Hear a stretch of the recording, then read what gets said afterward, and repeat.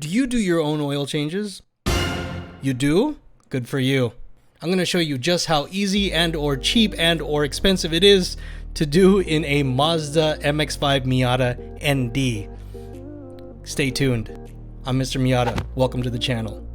So I've done my own oil change about 5 times in my entire life. And 3 of those times have been in my ND Miata. And of those 3 times, 1 time has been flawless. First, you're going to need your oil filter, which you can buy from a Mazda dealer or any reputable parts supplier online. Just make sure it is the oil filter for your Mazda Miata. And I like to go with a genuine one from Mazda. The one that I get from the dealer does come with the gasket that needs to be replaced on the drain plug whenever you do an oil change. So usually they tape it to the top of the box. The second thing you're going to need is engine oil. Now, the engine oil that is in the Miata is 0 weight 20. The brand that I prefer is the Mobile One Extended Performance oil. I get that at Walmart for about $29 before tax. So after tax, around 33, 34 bucks. All right, so that's materials. Now here are a couple of things that you can get that are very optional to help you prepare for the job. So before you start kind of things. If you don't want to mess up your cool PlayStation shirt or whatever kind of clothes that you like that you're wearing, you can buy coveralls from Walmart. I got these for $36. Stylish. Or you can just wear clothes that you just don't care about. So there's that. You might also want to protect your eyes from any debris or splashing oil. So you might want to pick up a pair of cheap glasses that you're not really using or that you don't care about. Or you can get this protective visor. I got mine from Walmart for about $9 before taxes. Also, if you have sensitive hands or want to keep your hands clean for the whole process, you're going to want to get yourself some nitrile rip-free gloves. You can get these online on Amazon. I got the ones that are made by Venom, I believe. Venom nitrile rip-free or rip-resistant at least. Disposable gloves for the 50-pack are about $18, which is basically 25 pairs. Or you can mosey on over to your neighbor's house and borrow them for free if they have them.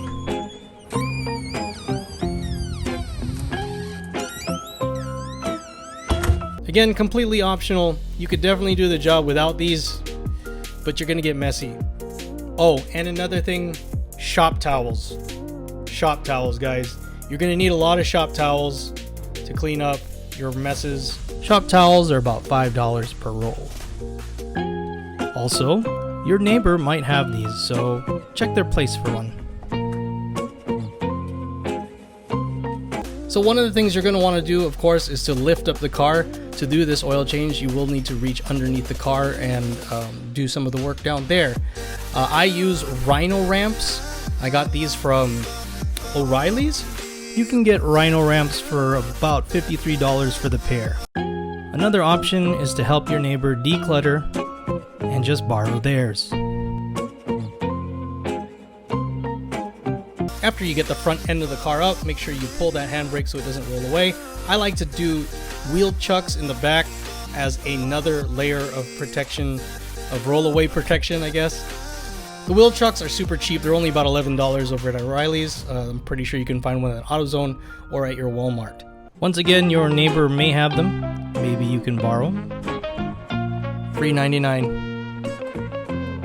So what's going to happen next is you're going to now go underneath the vehicle and you're going to want to remove a protection plate that's there that's covering the oil pan and the oil filter.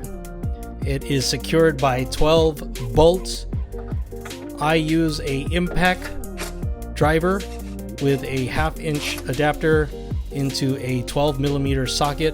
A DeWalt cordless impact driver will probably set you back about $150. A deep impact socket set is about $36. Once again, your neighbor may have them.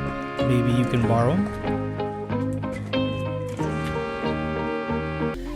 This is definitely something that you don't have to have. You could just have a 12mm socket wrench to pry these off, but I find that if this is your first time doing it, Breaking these things off is kind of tough on your shoulders and your arm, especially if you're in the lay down position.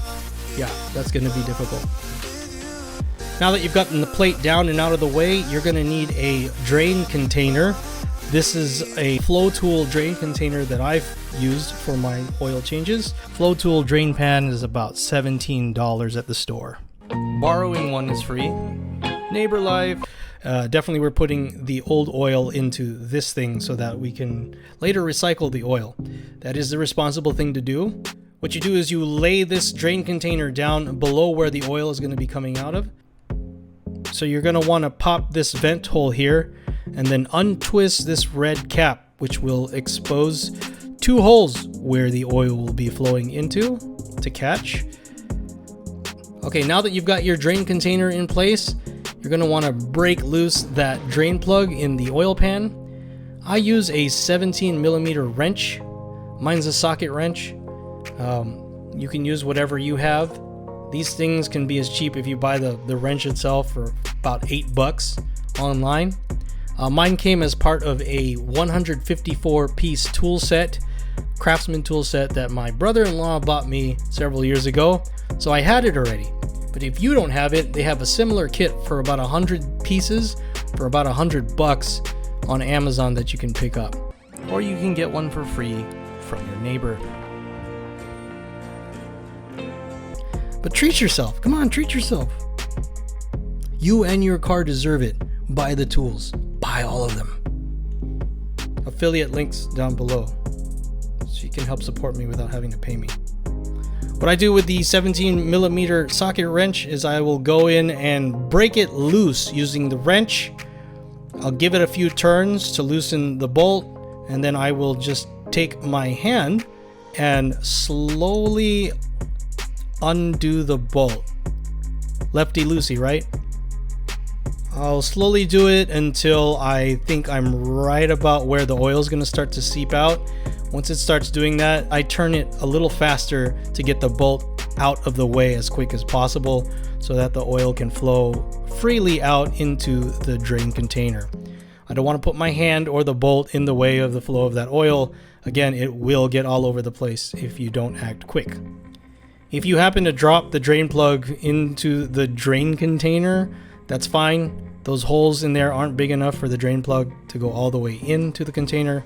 You'll just have to fish it out using your hand. And remember those shop towels. You're going to need them. All right, that oil is going to drain for a while, so I'm just going to speed this part up so you can see the oil drain out. While it's doing that, you can definitely take the time to clean your hands off or switch gloves at this moment. It's going to be a couple of minutes before it gets to a very slow drip. Once it gets to a slow drip, you're going to need to remove the old oil filter. Oil filter is located just to the side of the oil pan. At this part, you're going to need to get something like an oil filter wrench. I got this one for about $6 from Walmart. You know, you probably owe your neighbor a lot by now. This oil filter wrench is that size, and it can grab the small oil filters that are in these Mazda Miatas. You just place that up into there and you twist counterclockwise. There will be some leftover old oil in the filter, as well as some oil coming out from where the filter connects.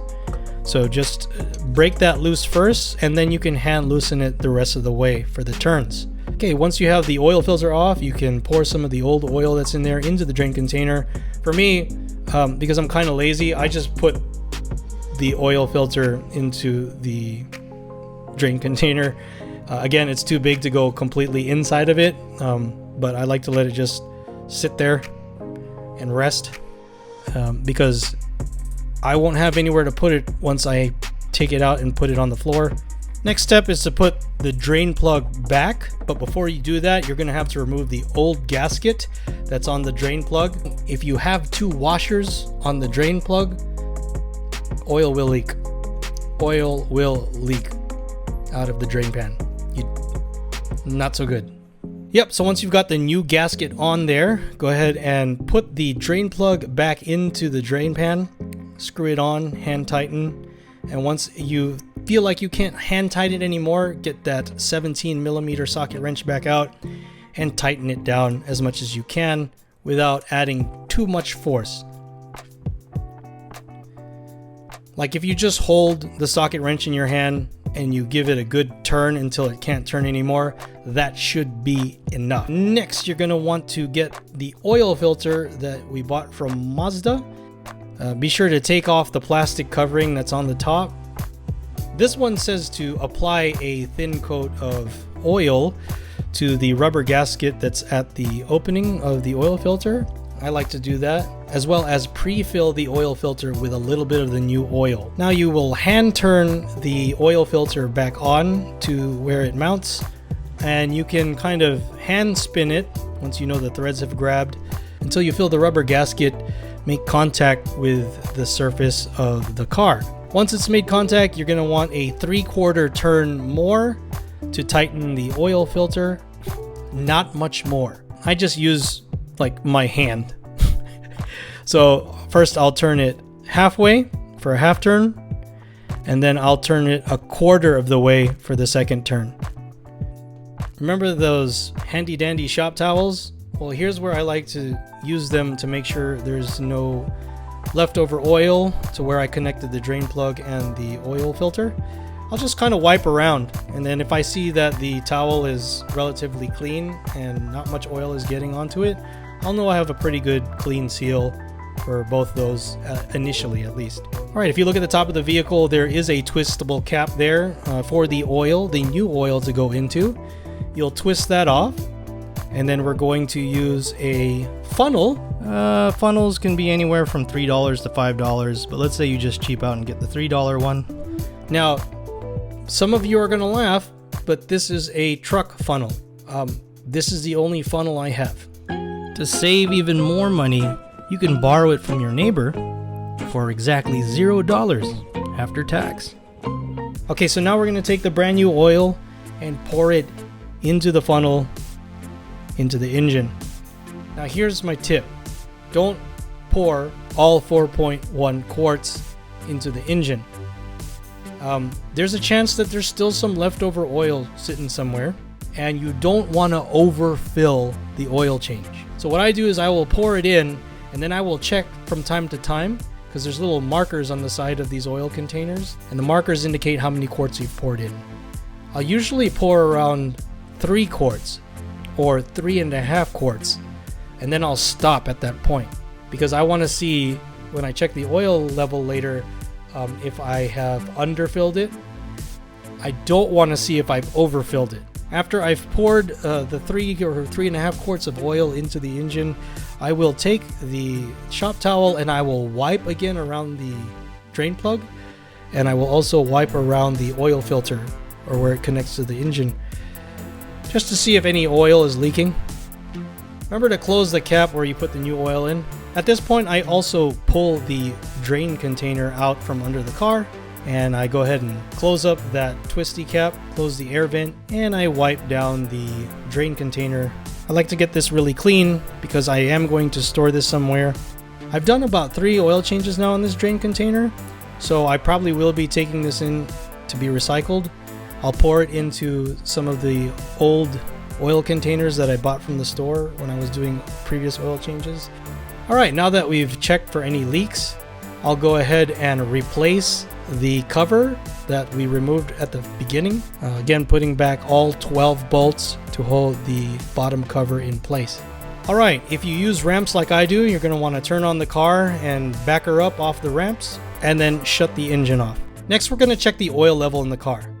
But I would wait about 5 to 10 minutes after turning the engine on, just to let the oil settle so you get the true level of where the oil's at. The way you'll do this is near the area where the oil cap is, there's a dipstick. The color is yellow, and it's that little knob there. You're going to pull that up and out of the engine, and then you're going to wipe it off using those shop towels. I'm telling you, these shop towels, handy dandy. You know what I mean? Like, what would you do without them? So yeah, you're going to wipe the whole dipstick off, make sure there's no oil left on it. Once it's all clean and dry, you're going to stick the dipstick back into the engine, and then you'll pull it out.